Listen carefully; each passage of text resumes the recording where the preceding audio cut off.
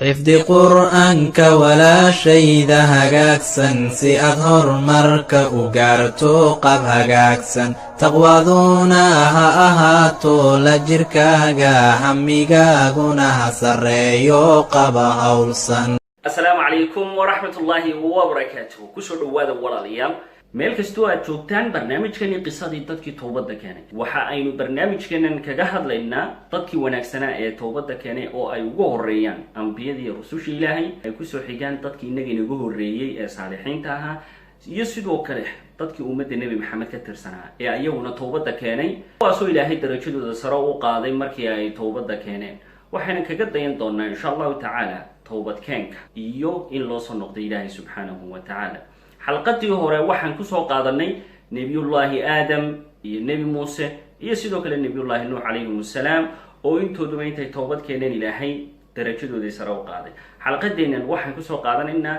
nabi muuse calayhi salaam iyo sidoo kale nabiyullaahi daawuud calayhi salaam oo intuu toobad keeneen Ilaahay darajadoodii sare u qaaday subhanahu wa ta'ala. quraankana uu ku xusay. waxaan kaloo isweydiinaynaa su'aal muhiim ah oo ah ambiyada Ilaahay iyo rusushu miyayna ahayn macsuumiin ama dad ka ilaashan oo ka dhowrsoon qaladaadka iyo gafafka iyo dambiyada iyo xumaanaha? hamuganin. bismillaahi الرحمن الرحيم الحمد لله رب العالمين والصلاة والسلام على رسوله الأمين. kusoo dhawaada walaalayaal barnaamijkeeni qisadii dadkii toobadda keenay. qisada koowaad aan soo qaadanay waxa weeye nabiyullaahi muuse calayhi salaam ayaa wuxuu feed ku dilay nin gaala oo ka soo jeeda qabiilka fircoon oo ka soo jeedo ee qibdiyiinta loo yaqaano. quraankana Ilaahay wuu ku xusay oo Ilaahay wuxuu yiri subhanahu wa ta'ala fawakazahu Musa faqada alayhi. Musa ayaa feeray ninkii wuuna ka dhameeyay oo wuu dhintay. halkaas ku dhintay ninkaas subhanallah. saan ogsoonay nabi muuse calayhi salaam wuxuu ahaa nin feedho waaweyn, xoog weyn, quwad iyo xoog Ilaahay siiyey subhanahu wa ta'ala. ninka gaalkaana hal feed kaliya ku dhintay. hase ahaatee isla markiiba nabi muuse wuu toobad keenay oo dhageyso wuxuu dhahay. Ilaahay baa qisadiisa inooga xikaayoonaya oo inooga warramaya. qaala hada min camali shaytaan innahu caduwun mudillun mubiin. tani waa camal shaytaan. shaydaankuna waa cadow iyo nacab iyo col weeyaan oo cadaawadiisuna ay caddahay iyo baadidiisu. deetana rabbigii buu baryay. qaala rabbi innii dalamtu nafsii faghfir lii faghafara lahu innahu huwa alghafuuru raxiim. wuxuu dhahay rabbiyow naftaydaan dulmiyey ee ii dembi dhaaf. ilaahayna wuu u dembi dhaafay faghafara lah. ilaahay dembigiisii buu dhaafay subxaanahu wa tacaala. innahu huwa alghafuuru raxiim. maxaa yeelay ilaahay waa dembi dhaaf badane waana mid u naxariista qofkii u soo noqda ee u toobadda keena. waayahay dabadeedna nebi muuse calayhi salaam wuxuu yidhi qaala rabbi bimaa ancamta calaya falan akuuna dahiiran lilmujrimiin. rabbiyo waxaad igu nicmaysatay korkaaga oo nicmooyin iyo galladaada ah iyo fadligaaga iyo deeqdaad siisay faraha badan leh oo ay ka mid tahay nebinimada, risaalada, caafimaadka, xoogga, waxaasoo dhan aad siisay darteed waxaan ku ballan qaadayaa inaanan weligay caawinin oo aanan saacidin oo aanan kaalmayn oo aanan guulwado u noqonin almujrimiin, dembiilayaasha ama dadka khilaafsan ee khilaafaya amarkaaga. kaasi wuxuu nabiyullaahi muuse calayhi salaam oo Ilaahay u toobad keenay. ilaahayna toobadii uu ka aqbalay subhanahu wa ta'ala. qisada labaad aan soo qaadanna waa qisadii nabiyullaahi daawuud calayhi salaam. maalin isagoo masaajidka iska jooga oo nabigii Ilaahay daawuud uu iska tukanayo oo mixraabka jooga meesha imaamku uu dadka ka tujiyo ayaa laba nin baa u soo dhacay. laba nin baa u soo galay. idakhaluu calaa daawuud fafazi'a minhum. daawuud ba u soo galeen deetana wuu naxay oo wuu argagaxay nabi daawuud calayhi salaam. markaa waxay dhaheen qaaluu laa takhaf khasmaani bagaa bacduna calaa bacdin faxkum baynana bilxaqi walaa tushtid wahdinaa ilaa sawaa'i siraat. waxay dhaheen ha cabsanin, waxaanu nahay laba nin oo ishaysta, na kala xukun oo cadaalad iyo garsoor xaqa nagu kala xukun, iskana ilaali jawrka iyo dulmiga iyo inaad ka leexato cadaaladda xaggeeda. dabadeedna labadii nin baad hadlay oo waxay soo bandhigteen dacwadoodii iyo wixii ay isku haysteen. nebi daawuudna wuxuu ahaa xaakimkii iyo garsoorihii kala xukumayay. waxay dhaheen labadii nin ina hada akhii lahu 99 nacja waliya nacjatun waaxidatun faqaala akfilniiha wacazanii fi lkhitaab. waxa ay dhaheen ninkani waa walaalkay ama walaalkiisii xagga aabiyo isku hooyo ah ama walaalkiisii xagga diinta ah waa walaalkay buu yidhi walaalkay wuxuu leeyahay 99 neef oo laxa aniguna waxaan leeyahay hal lax kaliya deetana wuxuu igu yidhi laxdaada kaliyaad haysato aniga isii oo 100 iga dhig waanu doodii iyo hadalkeediina uu igaga badiyay sidaas ayuu yidhi يعني قابك نوعا مركي ونكاس دوتيسي وديبتي نبي داود عليه السلام مركي بوحود هاي قال لقد ظلمك بسؤال نعجتك إلى نعاجه وإن كثيرا من الخلطاء لا يبغي بعضهم على بعض إلا الذين آمنوا وعملوا الصالحات وقليل ما هم وحويري ووكو ظلمي حق درية وحكو لك عدالة دره qaar badan oo wax isku darsado shuraako ku noqdana badankoodu way isdulmiyaan marka laga reebo ka ilaahay aaminay amal saalix la yimi wa qaliilun maahum kuwaasna aad iyo aad bay u tirayeen labadii nin ayaa yaabay marka isla markiiba jaajkii iyo xukunkii buu riday nabi daawud alayhi salaam labadii nin baa soo eegay marka subhanallah labada nin waa laba malag weeyaan arrintan waxa lagu imtixaamiyaa nabi daawud alayhi salaam labadii nin ee u yimi garsoorka u yimi nin kaliyun buu waraystay ninkii labaad lama waraysan ee loo jeediyay lidii 99 neef ayaa maaragtay uu leeyahay midda kalena wuxuu leeyahay 100 aan kaaga dhigo lama waraysanin ba waxba marxaati waxba markiiba jaajkii xukunkii buu riday markaasuu ogaaday oo uu yaqiinsaday nabi daawud in uu la imtixaamayay dabadeedna uu sujuuday wadanna daawud annama fatannaahu فخر راكعا واناب داود با يقين صدي إن لامتحامي دبدنا وو سجودي وو توبت كاني او الهي بو ركوعي وو سجودي ولو صنقدي معناه وو توبت كان النبي داود عليه السلام حديث النبي كان لغا سو ورينا النبي داود markii uu sujuuday ayaa nabi maxamed عليه الصلاه والسلام sujuuday oo wuxuu dhahay nabi daawud wuxuu la sujuuday توبت كان isagoo raba inuu toobad keeno inaguna waxaan u sujuudaynaa شكر نقيا مهدنق رب العزة سبحانه وتعالى دبدت إلهي محوده مركا وسجودي إلهي وطوبت كان فغفرنا له ذلك والله دافتا ذبي ولا قد الله أكبر علماء المفسرين تقار بدن بواح ليهن أفرتن مع الموت بو إلهي سجود كبر ياي أو لها ربي يوم أرنت ذنبي كده إيقاف أو توبت لي مناي فغفرنا له ذلك والله قد في ذنبي وإن له عندنا لزلفى وحسن مآب أنك أكتين نوح كل يهب ربيري روانشو مقربين تلاهي ودويا يوح كل يهب نقشة وناكسن مصير كيس يعلي دنبيت كيس نوامل وناكسن وجنة الرحمن وجنة الله وين رحمك الله أكبر توبت دي مركي وتوبت كانت أوحى له بشارني يا خير كي وناك وسؤال شيء سويتين وحي تاي أنبياء إلهي رسوله مينا أهل معصومين oo miyayna ka dhowrsanayn qaladaadka iyo gafafka iyo xumaanaha iyo dambiyada su'aashaas waxa weeyaan jawaabteedu waxa ay tahay waa in la kala saaro markaynu kala saarno ayaynu fahmi karnaa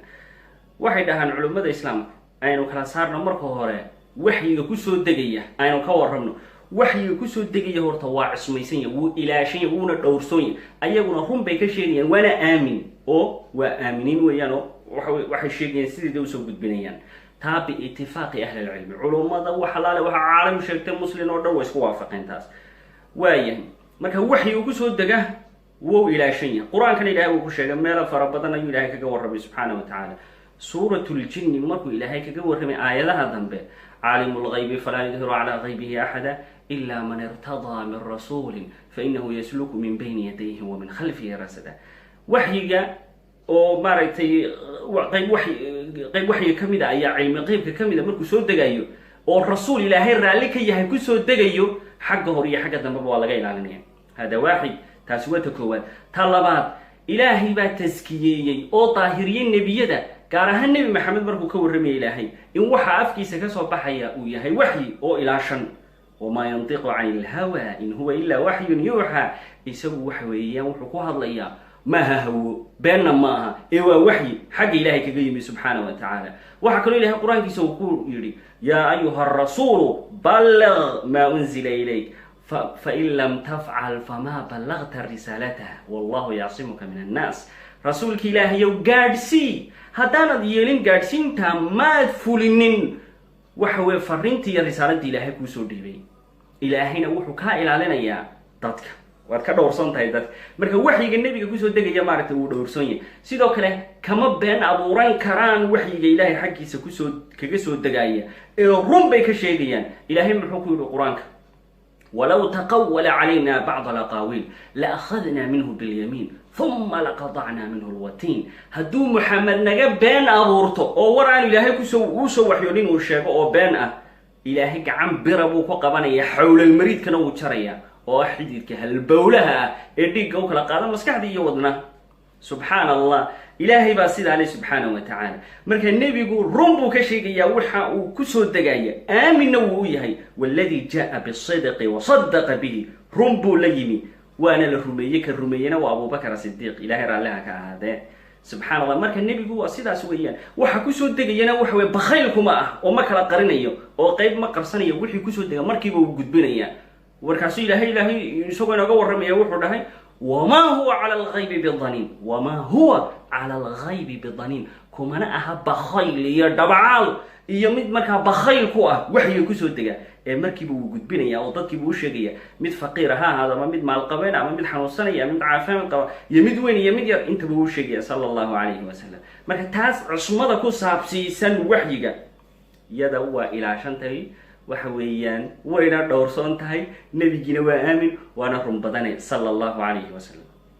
waxaanu imaanaynaa dambiyada marka dambiyadu waxay u kala baxayeen kabaa'ir iyo sagaa'ir kabaa'irta waa dambiyada waaweyn sida shirkiga iyo zinada iyo tuuganimada iyo beenta iyo ballanka baxa waxa maaragtay dambiyada waaweyn ee kabaa'irta ah way ka dhowrsan yihiin ambiyadu cismadooda way haystaan way ka ilaashan yihiin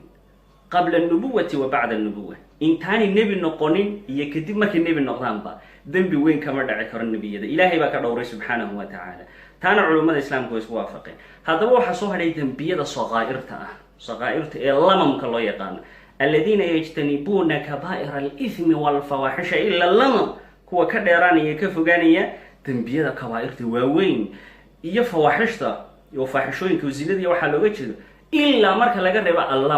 lamam kuwa sagaa'irta waa dambiyada yar yar marka kabaa'irta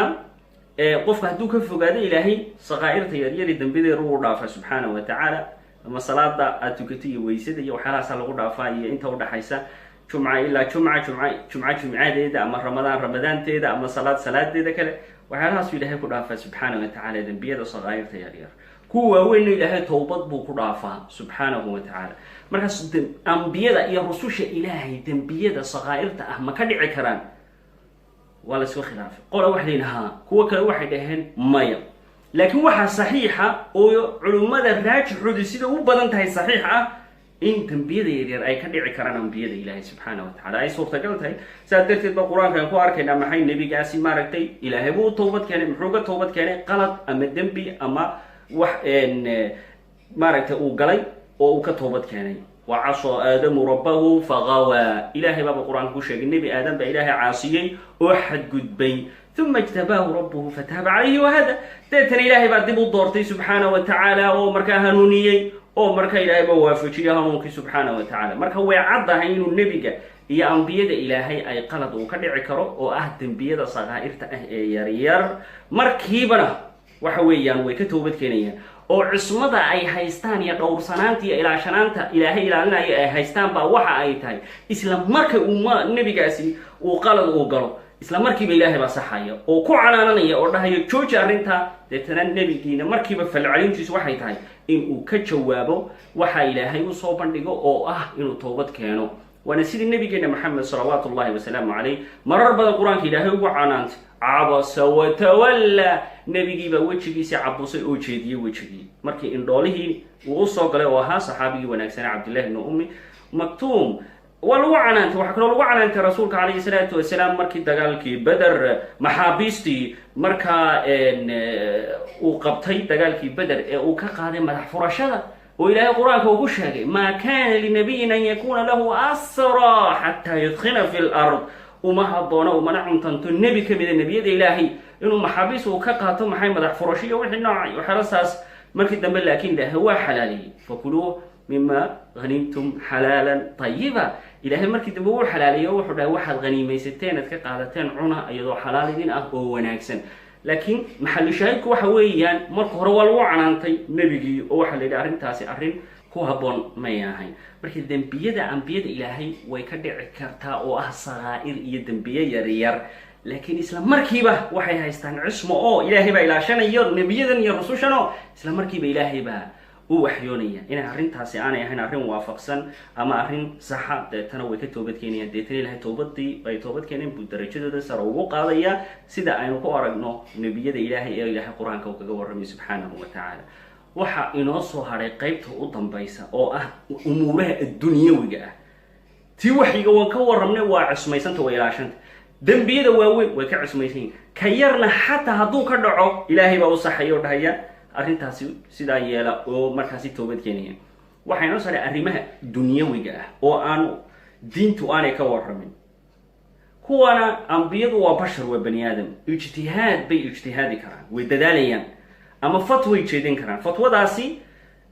amar ilaahay uu soo amray ama waxyi ilaahay uu soo waxyooday ma ah laakiin waa ijtihaad bashariya oo bani aadamnimo taana waxay qabaan culummo badan oo ka mid a culummada islaamku inay saxna noqon karto marna ay saxda kasoo horjoodi karto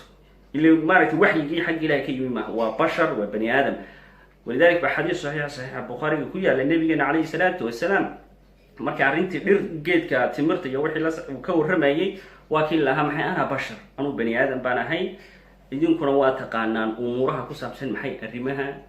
dunyadiina sida arrimaha dunyada dee waxyaalaha aanay diintu ka warramin sida beerista sida wax loo beerayo ama dhakhtarnimada ama allahuma salli calaa maxamed waxyaalaha aanay dunyawiga ah ee aan diintu aanay ka hadlin ee iska bannaan aslan mubaaxiska ah kuwa noocaasa markaa nebigu ama ambiyada ilaahay si guud markaan isugu darno way ka ijtihaadi karaan oo waxay dhihi karaan halkan aan guri ka dhisno ama aan halkan ka dhisno deetana ama sax bay noqon kartaa ama sax ma noqon karto marka waxay haystaan sidoo kale arrintan ijtihaadkaas ay ijtihaadeenna waxay ka haystaan maxay cusmay ka haystaan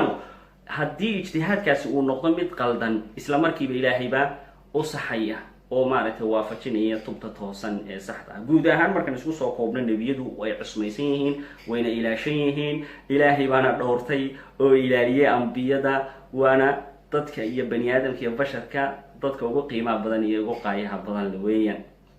hal mid baan baraarujinaynaa oo ku saabsiisan arrimaha dunyawiga waxaa ka faa'iidaysta arrinta xadiiskii aan idinka warramaya saxiix bukhaari uu ku yaalay calmaaniyada ama dadka loo yaqaano secularismka ama dadka diinta iyo nolosha kala saara ama diinta iyo dowladda kala saara ayaa ka faa'iidaysto dhaha annagu adeer masaajidka iyo geerida iyo wadaadada dawad aada iska noqo laakiin si adduunyada annaga noo daaya aanu xukunna taana waxaa leenahay waa maya mar haddii arrin adduunyo ay meesha soo gashay oo ilaahay iyo rasuulkiisu ay ka warrameen ta ilaahay iyo rasuulkiisaanu raacaynaa wallahu aclam wajazaakum allahu khayran wassalaamu calaykum